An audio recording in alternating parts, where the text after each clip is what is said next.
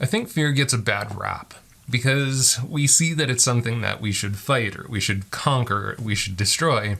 And so far in my experience, that hasn't worked very well. So I'm not sure. I kind of think that maybe the answer is to befriend it. Yesterday in my coaching call with my peer coach, I recognized that fear last year had definitely been something that had held me back from accomplishing some of the things I wanted to accomplish. And, something yesterday felt very different to me, though. Something intuitively said it was time to push past those fears and to take action. And that intuitive hit wasn't there last year.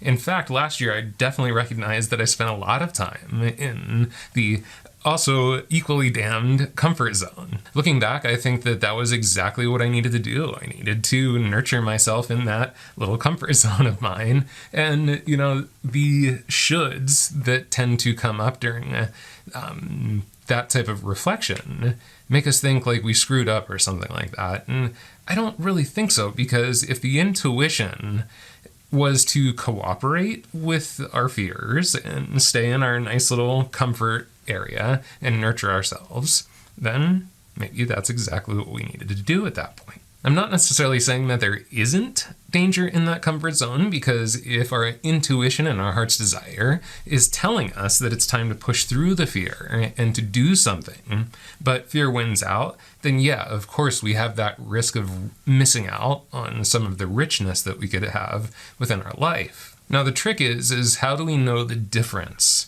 Because the mind and the fears of the mind can be very, very loud. And so sometimes it's hard to tell the difference between that and some type of intuitive hit.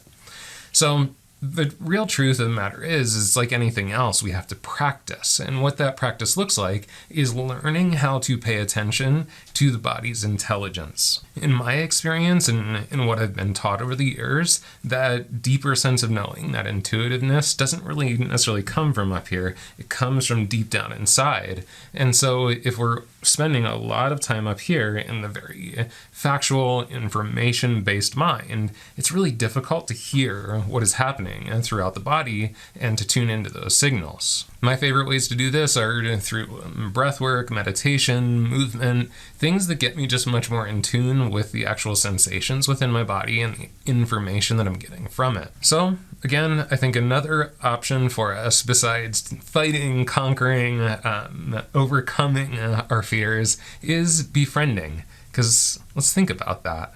A true friend does not control us. A true friend does not demand all of our attention.